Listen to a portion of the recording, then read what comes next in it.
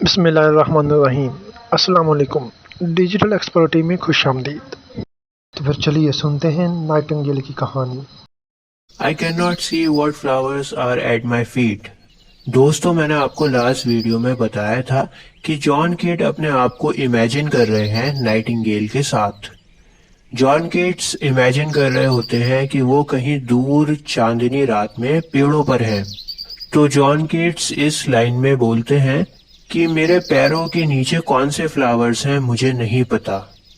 इतनी अंधेरी रात है कि मैं देख नहीं पा रहा कौन से फ्लावर्स मेरे पैरों के नीचे पड़े हैं।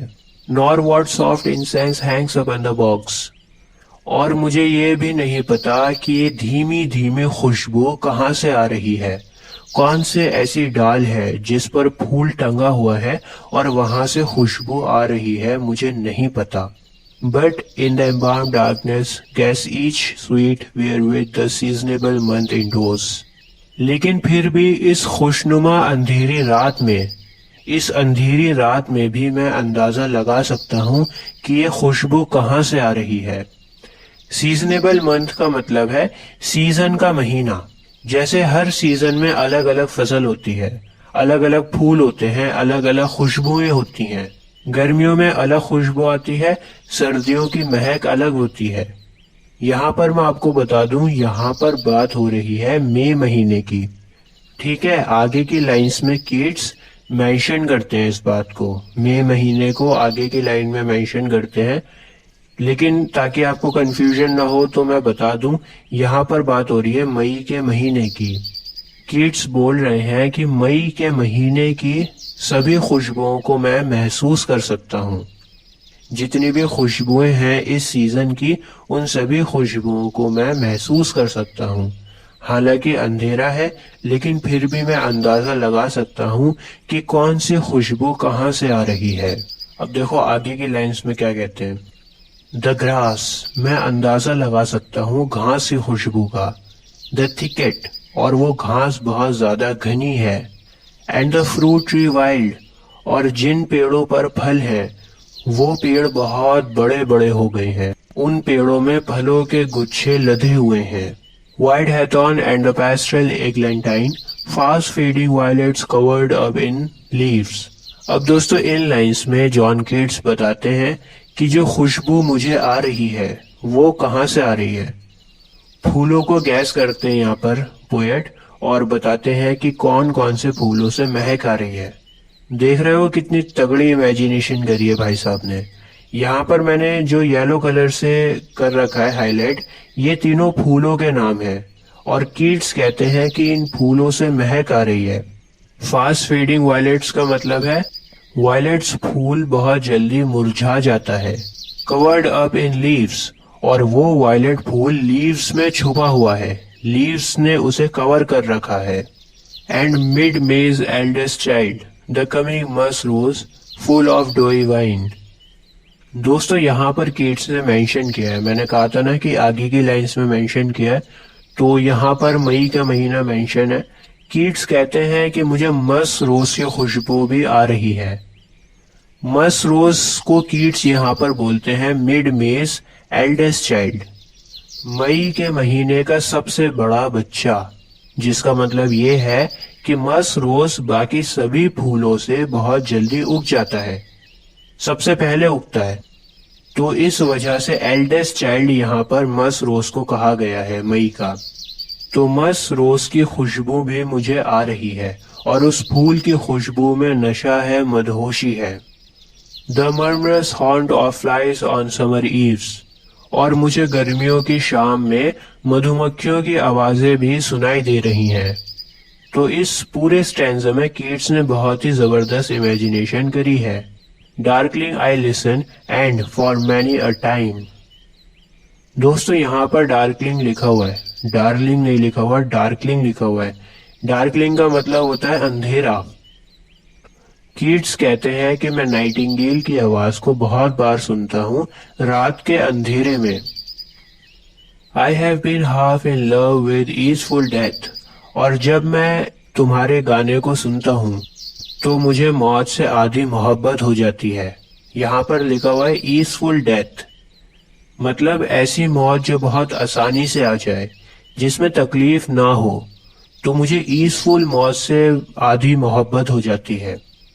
आधी मोहब्बत इसलिए बोल रहे हैं क्योंकि जब पोएट मर जाएंगे तो वो नाइटिंगेल की आवाज को नहीं सुन पाएंगे, इसलिए उन्हें आधी मोहब्बत होती है। उन्हें लगता है कि नाइटिंगेल का गाना सुनते सुनते उन्हें मौत आ जाएगी और वो दुनिया से बहुत ही आसानी से चले जाएंगे, उन्हें कोई तकलीफ नहीं होगी। गाना सुनते सुनते उन्हें पता भी नहीं लगेगा कि वो कब चल बसे। Called him soft names in many amused rhyme, to take into the air my quiet breath. Keats कहते हैं कि मैंने कई बार तुम्हें अलग अलग नामों से पुकारा। कीट्स यहाँ पर नाइटिंगेल को कह रहे हैं कि मैंने तुम्हें कई बार पुकारा कि तुम आओ और मेरी सांसों को हवाओं में मिला दो, मुझे मौत दे दो। Now more than ever seems it rich to die. लेकिन मैंने तुम्हें जितनी बार भी पुकारा, उन सभी से ज्यादा मुझे आज मौत की तलब हो रही है। मेरे अंदर मरने की इच्छा बहुत ज्यादा हो रही है आज। To cease upon the midnight with no pain, और मैं चाहता हूँ कि मुझे अभी इसी आधी रात में मौत आ जाए। आगे लिखा हुआ है no pain, with no pain, इसका मतलब है मौत आए जिसमें दर्द न हो। दोस्तों, यहाँ पर हमें पता लग रहा है कि कीट्स कितना बेचैन है, कितना तकलीफों में है। कीट्स को 21-22 साल की उम्र में ही पता लग गया था कि उन्हें ट्यूबरक्लोसिस है, और इतनी यंग एज में भी उन्हें अंदाजा हो गया था कि वो अब ज्यादा दिनों तक जिंदा नहीं रहेंगे। शायद इसी वजह से वो बार बार जोर दे रहे हैं कि मुझे ऐसी मौत आए जिसमें दर्द न हो, तकलीफ न हो। कीट्स ने अपनी जिंदगी में बहुत सारे डेथ्स देखी हैं, उनके फादर की डेथ, मदर की डेथ, ब्रदर की डेथ, और मौत का जिक्र कीट्स ने अपनी बहुत सारे वर्क्स में भी किया है। While thou art pouring forth thy soul abroad in such an ecstasy, poet Nightingale से कहता है कि तुम ये जो गाना गा रही हो, ये आवाज तुम्हारे सोल से आ रही है, तुम्हारी रूह से आ रही है। तुम पूरे जोश के साथ इस गाने को गा रही हो। Still wouldst thou sing, and I have ears in vain, to thy high requiem become a sort. दोस्तों, यहाँ पर कीट्स कहते हैं कि जब मैं मर जाऊंगा तब भी तुम इसी तरह गाना गाती रहोगी, लेकिन जब मैं मर जाऊंगा तो फिर तुम्हारी आवाज को नहीं सुन पाऊंगा। तुम्हारा ये गाना एक दुख भरा गीत बन जाएगा मेरे मरने के बाद। Thou wast not born for death, immortal bird, no hungry generations tread thee down. The voice I heard this passing night was heard in ancient days by emperor and clown. दोस्तों, यहाँ पर पोएट नाइटिंगेल को immortal कहता है। Immortal यानी अमर, जो कभी ना मरे। पोएट कहता है कि नाइटिंगेल तुम अमर हो, तुम हमेशा से थी और हमेशा रहोगी, क्योंकि तुम्हारी जो आवाज है ना, वो सदियों से सुनी जा रही है। तुम्हारी आवाज को कोई दबा नहीं पाया। तुम्हारी आवाज राजा महाराजाओं से सुनी जा रही है। जो आवाज मैं आज सुन रहा हूँ, इस आवाज को सदियों से सुना जा रहा है। इस वजह से तुम इमॉर्टल हो। मतलब बोलना चाह रहा है कि मुझसे 100, 500 या 1000 साल पहले जो लोग थे, जो मुझसे पहले का जमाना था, वो भी तुम्हारी इस आवाज को सुनता था और मैं भी सुन रहा हूँ, और मेरे बाद जो जमाना आएगा वो भी इस आवाज को सुनेगा। तो तुम हमेशा से थी और हमेशा रहोगी। इस वजह से तुम इमॉर्टल बर्ड हो। Perhaps the self same song that found a path through the sad hurt of Ruth, when sick for home she stood in tears amid the alien corn. दोस्तों, रुथ एक बिब्लिकल फिगर है। Bible में इनका mention है और बहुत उदासीन इनकी कहानी है। आप लोग पढ़ लेना नेट पर। तो बोल रहे हैं कि रुथ ने भी शायद तुम्हारा ये गाना सुना होगा जब वो उदास होंगी, जब वो घर को तलाश कर रही होंगी, बहुत उदास होंगी, तब उन्होंने भी तुम्हारा ये गाना सुना होगा और उन्हें भी राहत मिली होगी। The same that oftentimes had charmed magic casements, opening on the form of perilous seas in fairy lands forlorn. इन तीनों लाइन्स में सेम बात को थोड़ा अलग अंदाज में बयां किया गया है, थोड़ा लफ्जों के साथ यहाँ पर खेला गया है। आसान लफ्जों में कीट्स यहाँ पर बोलना चाह रहे हैं कि नाइटिंगेल का जो जादू है, जो चार्म है, वो सदियों से चला आ रहा है और इस तरह से उदास लोगों को राहत देता हुआ आ रहा है। सदियों से नाइटिंगेल इसी तरह से गाना गा रही है और लोगों को राहत दे रही है। उसका जादू सदियों से है। फॉरलॉर्न दोस्तों दुख को बयां करने के लिए एक वर्ड होता है और इस वर्ड के आगे आपको एक्सक्लेमेशन मार्क लगा हुआ मिलेगा। मतलब पोएट अपने दुख को बता रहा है। अब उसको दुख क्यों हो रहा है ये आगे की लाइंस में हमें पता लगेगा। The very word is like a bell to call me back from thee to my soul self.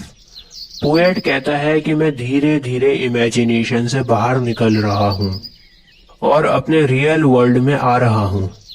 इस बात का उसे दुख है कि वो अपने रियल वर्ल्ड में वापस आ रहा है। हमारे साथ भी अक्सर ऐसा होता है कि हम किसी ख्याल में गुम हो जाते हैं और हमारा मन करता है कि हम उसी ख्याल में रहें थोड़ी देर, वापस ना आए। तो यहाँ पर भी कीट्स अपनी इमेजिनेशन में ही रहना चाहता है, वापस नहीं आना चाहता। एड्यू एक फ्रेंच वर्ड है जिसका मतलब होता है अलविदा। The fancy can not cheat so well as she is famed to do, deceiving elf. Keats कहते हैं कि इंसान अपनी रियलिटी को धोखा नहीं दे सकता। नाइटिंगेल इंसान को थोड़ी राहत दे सकती है, थोड़े वक्त के लिए सुकून दे सकती है, लेकिन उसकी रियलिटी को बदल नहीं सकती। उसके दर्द में राहत दे सकती है लेकिन उसके दर्द को खत्म नहीं कर सकती। एड्यू, अलविदा अलविदा। दाई प्लेंटिव एंथम फेड्स। तुम्हारा ये गाना धीरे धीरे फीका होता जा रहा है, गायब होता जा रहा है। जैसा कि मैंने आपको बताया कि जॉन कीट्स इमेजिनेशन से बाहर आ रहे हैं रियल वर्ल्ड में। Past the near meadows over the still stream up the hillside and now this buried deep in the next valley glades. दोस्तों अब नाइटिंगेल की आवाज धीरे धीरे गायब हो रही है। पहले वो आवाज घास के मैदानों से आ रही होती है, उसके बाद वो आवाज थोड़ा और दूर जाती है और नदी के ऊपर से आने लगती है। इसके बाद हिल साइड से आवाज आने लगती है और धीरे धीरे दूर होती रहती है। आवाज और भी ज्यादा धीमी होती रहती है और अगली घाटी में चली जाती है। Was it a vision or a waking dream? Fled is dead music. Do I wake or sleep? Nightingale की आवाज अब खत्म हो गई है और पोएट अपनी इमेजिनेशन से बाहर आ गया है। पोएट कहता है कि क्या ये सपना था या फिर मैं जागते हुए कोई सपना देख रहा था। क्या जो नाइटिंगेल का गाना मैंने अभी सुना, क्या ये गाना मैंने जागते हुए सुना या फिर मैं सो रहा था। और इसके साथ हमें दीजिए इजाजत, लेकिन वीडियो को शेयर और लाइक करना और चैनल को सब्सक्राइब करना भूलना मत। अल्लाह हाफ़िज़।